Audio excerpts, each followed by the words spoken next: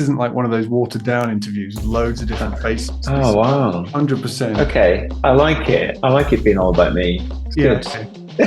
We wanted to get some insight into the London scene. London. Oh, wow. Okay. So I thought, Stu, who better? Who better? Yeah. I was going to compare us to the Beatles, but then I just quickly decided not to. Backtrack. I always like it when it's a bit rough, yeah, not too polished.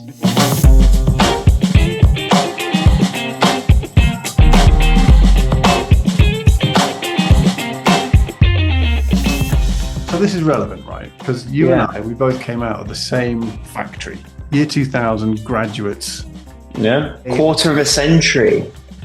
This year. Yeah. Yeah. I don't know if you remember, there was a graduate show after we all sort of finished. Was it in Islington? Business Design Centre. I walked past it yesterday, getting the car washed, and I was like, this was where it all started. This building changed my life. I wasn't actually trying to be an illustrator, but my work was illustration based. I can remember I was terrified by the whole prospect. London was massive.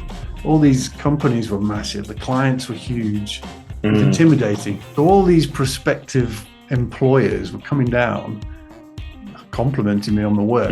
Nobody was particular. I got one or two interviews out of it, not much. I can't remember how long it took you, but you ended up at Wolff Olins pretty sharpish. Yeah. And then I don't know if I ever told you the story, because the Wolff Olins came, and obviously my best mate Stu, I'm called Stu, and they put our work next to each other. So there's a guy called Stu I really like, I just don't know which one. So we both got the interview, and Stu won. The other Stu went first, and came back, he's like, mate, I'm sorry, but it's totally my job, I nailed it. And I think that was brilliant, because I went in there with no expectations at all.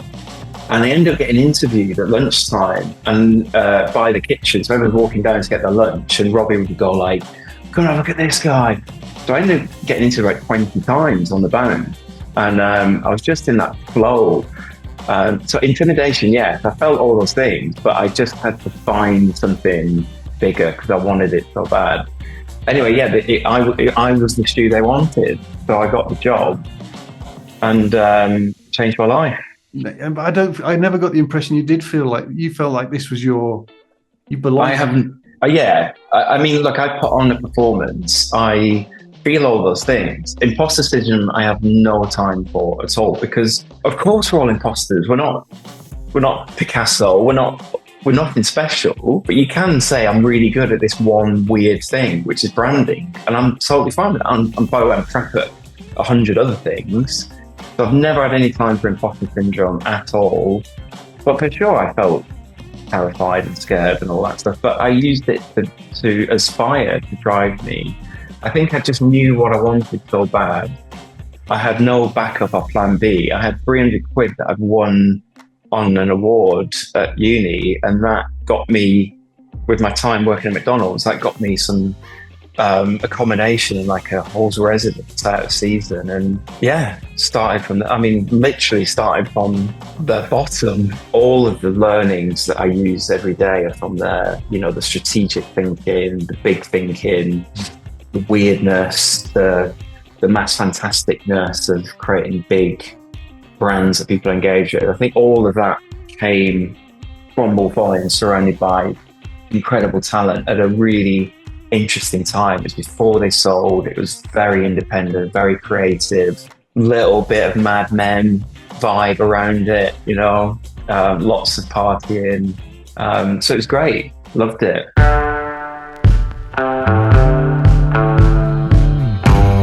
So you come back to London and you've been basically London based ever since. Yeah.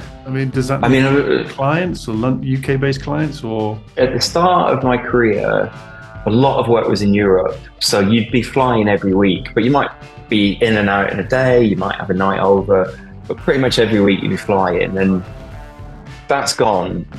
We don't work in Europe at all, never done a job in Europe since. If you look at us or our peers, or many of the London agencies, you don't see a project coming out of Portugal or France that often. It tends to be California, New York, or London, or Manchester, stuff like that. Nomad's got its niches. You're very sports orientated. I don't know who you consider your competition. I don't know how the clients find you specifically, where else they're looking. What's that pool like? A lot of the good agencies in London have a niche. So you go Koto, tech, Ragged Edge, fintech. I'm broadly brushstroking here. Us, Nomad, sports and entertainment. Then you got Dixon Baxter, who are interesting because they come from the broadcasting world into branding, but they do like real estate and sport and, you know, quite a few different things, but everyone kind of knows what they stand for. And then you've got the ad guys kind of coming in, kind of what there's this saying like, don't leave food on the table. I imagine the COO saying to the creative guys, like, get the brand work, don't leave the food on the table. So they're kind of coming in now and picking up they're getting the ad work and go, oh, we can do the brand as well. So I'm trying to do that back to them now, still the ad work. Okay. So there's like a good bit of healthy competition. This video is brought to you by Envato. Unlimited downloads of high quality assets and a full stack of AI tools. Every type of asset for any type of project. Follow the link in the description and start creating now.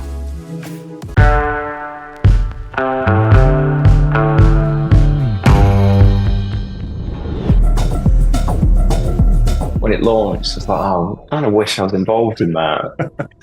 That's interesting. I mean, what were your thoughts when you saw it? Well, I mean, it's so easy to jump on the haters bandwagon. They actually they asked me to do that job, and I really wanted to do it, but they only wanted me, and I had to be there in Birmingham. So it was just like it's just impossible to run a company and do that. I love controversy, right? So if a project I launch lands in the world and no one notices, or worse, everyone likes it, that would be like catastrophic for me. I like it to cause like mayhem and go crazy. So in that respect, it's the branding success of a decade, if not longer. You know, it's the most. I mean, the PR and the advertising gains on that must be tremendous. So I look at it like that.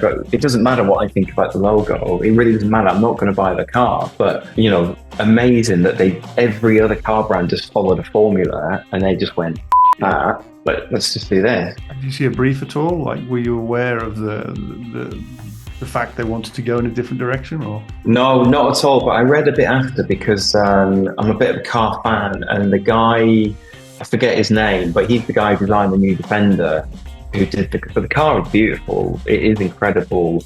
And his vision was to just rip it up and kill Jaguar, which is totally the right thing to do. Because in my head, I was going, you've got the best name in the world for an electric car, E-Type. It's there on a plate, and they threw it away. And I thought that was really brave, and I probably wouldn't have done that. So I think they did a lot of things right, but the idea of killing Jagman is the best brief in the world, because we grew up with two Jags, Prescott, right? Yeah. I mean, Jaguar used to stand for something, and it was that. Then it was just this boring decade or two of having no idea what it stood for and just creating generic cars. And now they're going to stop production for a whole week. They're not going to make a penny for a year, and then they're going to start selling a new car. And I'm like, that's the bravest thing I've heard in any sector. And I think it'll work. I think it'll work because it's truly brave. And if you've got that kind of money, as tempting as it might be to get an Aston Martin or a McLaren or whatever it is, they see all of that as like cliche. You know, if you want to be truly different, get a powder pink Miami Jaguar with no rear view mirror. That's what you want.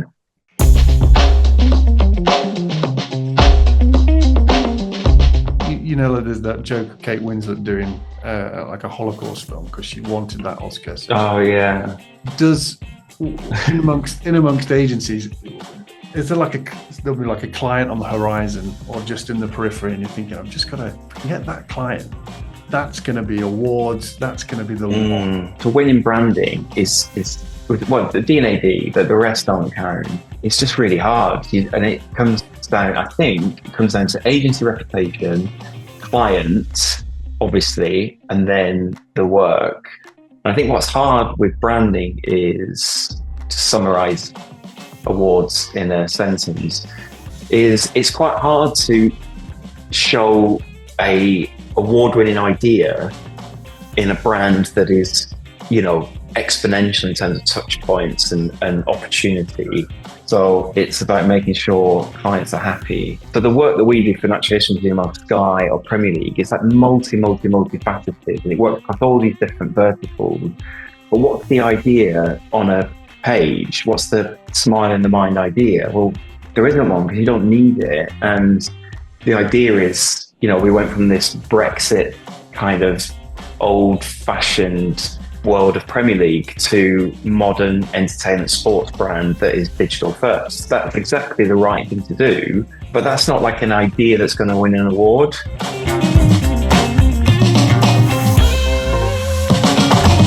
Okay, I wanted to know if you had advice for young prospective designers aiming at London specifically. I do. I have lots of advice. I was back at our old university last week teaching, and purely third year, so it's all about how to get noticed. It's basically like give a shit, like really give a shit. It's not hard to find the name of an agency owner or an agency creative director or an agency design director.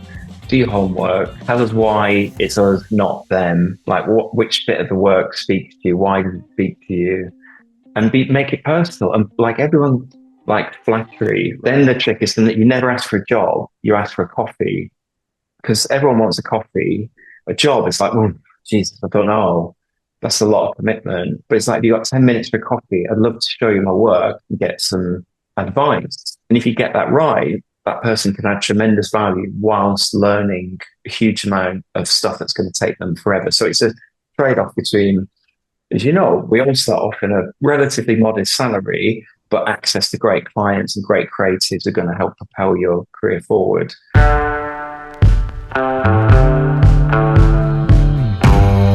Anything that's currently obsessing you or you're currently obsessed with?